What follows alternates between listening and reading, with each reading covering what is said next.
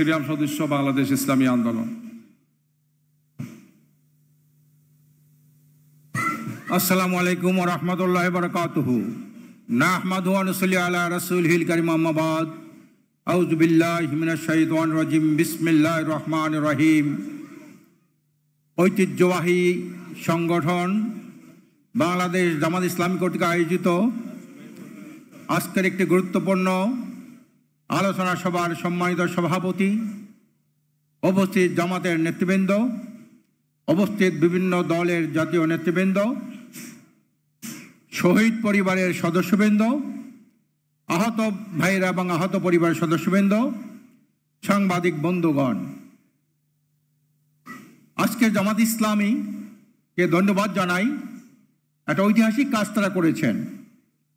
ইতিহাস যাতে বিকৃতি হতে না পারে, ইতিহাস এই যে 24 জুলাইয়ের ইতিহাসকে নিয়ে কেউ ব্যবসা বাণিজ্য করতে না পারে, এই চেতনাকে কেন্দ্র করে যে ব্যবসা বাণিজ্য করেছিল শেখ মুজিবুর রহমানের গোষ্ঠী, 71 চেতনাকে ধারণ করে চেতনা নিয়ে তারা বাণিজ্য করেছে, দলীয় স্বার্থ উদ্ধার করেছে, প্রায় 1 লক্ষের মতো ভুয়া মুক্তিযোদ্ধা সৃষ্টি করে দেশে লক্ষ লক্ষ কোটি টাকা আত্মসাৎ করেছে। এমনকি মুক্তিযোদ্ধা যে মন্ত্রী ছিল, বিষয়ক মন্ত্রী, সে একজন ভুয়া মুক্তিযোদ্ধা।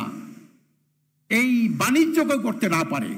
আবার 90-এর চেতনা, এরশাদের যে চেতনা, স্থানের যে পতন, তারপরে গণতান্ত্রিক চেতনা, এই গণতান্ত্রিক চেতনার নামে অনেকগুলো গণতান্ত্রিক দল হয়েছে, তারাও কিন্তু গণতন্ত্রকে হত্যা করে এই গণতন্ত্রের নামে তারা বাণিজ্য করেছে।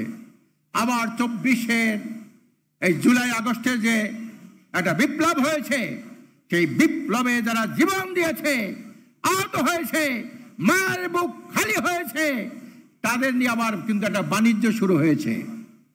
ইতির মধ্যে প্রায় 80টা, এই চেতনার নামে প্রায় 80টার মতো সংগঠন হয়েছে। এই চেতনা দাঁড়িয়া ইতির মধ্যে অনেক জায়গায় লুট করা শুরু করেছে, চাঁদাবাজি শুরু করেছে। আমরা তীব্র নিন্দা জানাই। আজকে আমি ধন্যবাদ জানাই জামাত ইসলামকে, এই শহীদ পরিবার নিয়া, তালিকা নিয়া, আহতদের তালিকা নিয়ে ব্যবসা বাণিজ্য না করতে পারে সেজন্য একটা দলিল প্রস্তুত করেছে। এই জন্য তাদেরকে আবারও ধন্যবাদ জানাই। প্রিয় ভাইরা আমার, শহীদ ভাইদের প্রতি স্মরণ করছি, তাদের জন্য মাগফিরাত কামনা করা লাগে না। শহীদরা কিন্তু বিনা হিসাবে জান্নাত।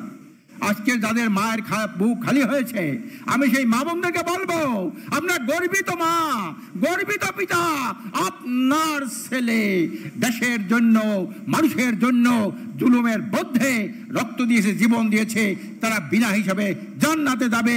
তাদের রোহের মাগফিরাত কামনা করার প্রয়োজন হয় না। তাদেরকে স্মরণ করছি, তাদের আদর্শের পথে যেন আমরা চলতে পারি, এই এই আমরা আবেদন জানাচ্ছি। সংগ্রামী ভাইরা আমার, আজকের একটা আলোচনা সভা 24 জুলাই প্রত্যাশা প্রাপ্তি করণীয়। প্রত্যাশা তো 71 সালে অনেক প্রত্যাশা ছিল, 90-তে অনেক প্রত্যাশা ছিল, এখানেও এক প্রত্যাশা আছে, কিন্তু প্রাপ্তি খুবই নগণ্য। প্রত্যাশার তুলনায় প্রাপ্তি আমরা যেটা পেয়েছি বিগত দিনে খুবই নগণ্য পেয়েছি আমরা। কাজী প্রত্যাশা সাথে প্রাপ্তির সমন্বয় কখন হবে? যদি যারা এই বিপ্লবের পরে যারা ক্ষমতায় আসে, তারা যদি ইমানদার হয়, দেশপ্রেমিক হয়, আল্লাহভীরু হয়, তখন তাদের থেকে প্রত্যাশা আশা করা যায়। আর যারা আগে যাদের মধ্যে আন্দোলন হয়েছে, বিপ্লব হয়েছে, ফ্যাসিস্ট আওয়ামী লীগের মধ্যে, পরবর্তী যারা ক্ষমতা আসবে, তারাই যদি আবার আওয়ামী লীগের চরিত্রে চরিত্রবান হয়, এর থেকে কিছু আশা করেন না। এর থেকে কি আশা করা যায়? গাভী থেকে যদি দুধ পাওয়া যায়, আর এই দুধ কিন্তু বড়দের কাছে আশা করা যায় না। সংগ্রামী ভাইরা আমার, আজকের আমরা কি দেখতে পাই? একটা ঐক্যমত্য কমিশন হয়েছে, একটা নাটক সাজিয়েছে তারা। আজকের অন্য কোন শক্তির ইঙ্গিতে তারা কথা বলে। এখানে জাতীয় দাবিতে পরিণত হয়েছে। আমরা 53 বছর পর্যন্ত যে নির্বাচন ব্যবস্থা দেখেছি, ফ্যাসিস্ট সৃষ্টি হয়েছে, দুর্নীতিবাদ সৃষ্টি হয়েছে, সেই নির্বাচন ব্যবস্থাকে পরিবর্তন করে পিআর পদ্ধতির মাধ্যমে একটা জাতীয় জাগরণ হয়েছে, জাতীয় দাবিতে পরিণত হয়েছে পিআর পদ্ধতি।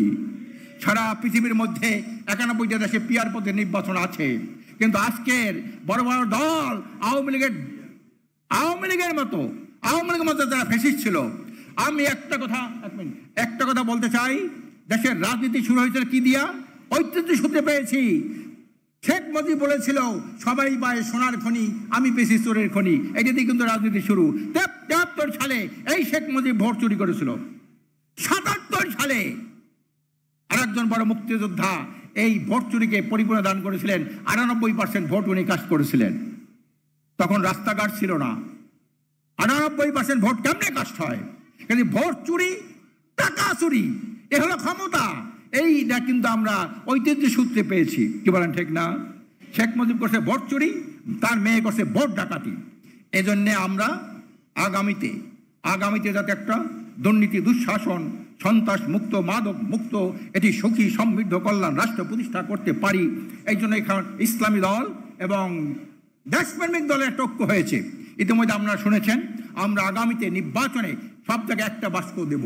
যেখানে জামাত ইসলাম দেবে সেখানে ইসলামী আন্দোলন দেবে না, যেখানে ইসলামী আন্দোলন দেবে সেখানে জামাত ইসলাম দেবে না, যেখানে এনসিপি দেবে সেখানে আমরা দেব না, যেখানে গণ অধিকার দেবে আমরা সেখানে দেব না। এভাবে এতে এই কারণে এই ঘোষণার সাথে সাথে এই ঘোষণা দিয়েছিলেন পীর সাহেব চরমনাই।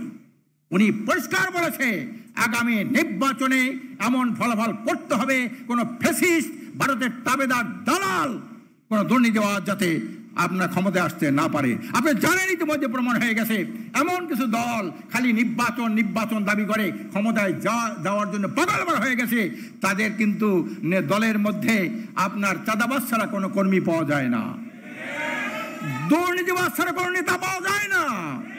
এই চাঁদাবাজ, দুর্নীতিবাজ, সন্ত্রাসীরা আগামীতে ক্ষমতা আসতে না পারে। এই জন্য আমরা দেশপ্রেমিক ইসলাম এবং ইসলামী দলগুলির মধ্যে একটা অটুট আমরা ঐক্য গড়ার আমরা প্রত্যয় ব্যক্ত করছি। আপনারা প্রস্তুত থাকবেন।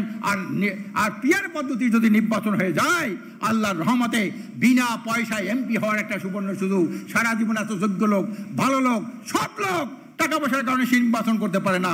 আগামী যদি পিয়ার পদ্ধতির নির্বাচন হয়, আল্লাহর রহমতে এই যোগ্য লোকগুলিকে আমরা পার্লামেন্ট পাঠাবো। পার্লামেন্ট হবে একটা মেধার পদ্ধতি হবে, একটা যোগ্য পার্লামেন্ট হবে, একটা কার্যকরী সংসদ হবে। কাজে এই জন্যে আজকে যারা আমরা এখানে বসা আছি, বিভিন্ন দলের নেতৃবৃন্দ, বিভিন্ন সাংবাদিক ভাইরা, আমরা আশা করি আগামীতে দেশপ্রেমিক সাংবাদিকদের আমি বলবো, সাংবাদিক দুই রকমের, একটা হলো ফ্যাসিস্টদের সহযোগী সাংবাদিক, আর একটা দেশপ্রেমিক সাংবাদিক।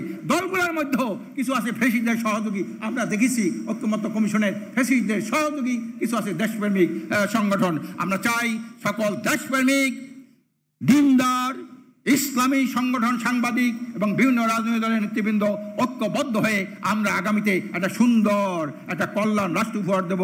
তাহলেই কিন্তু শহীদদের আত্মা শান্তি পাবে। এই চেতনা বাস্তবায়ন হলে আমরা একটা সুখী সমৃদ্ধ কল্যাণ রাষ্ট্র প্রতিষ্ঠা করতে পারবো। ওমা তৌফিকি ইল্লা বিল্লাহ।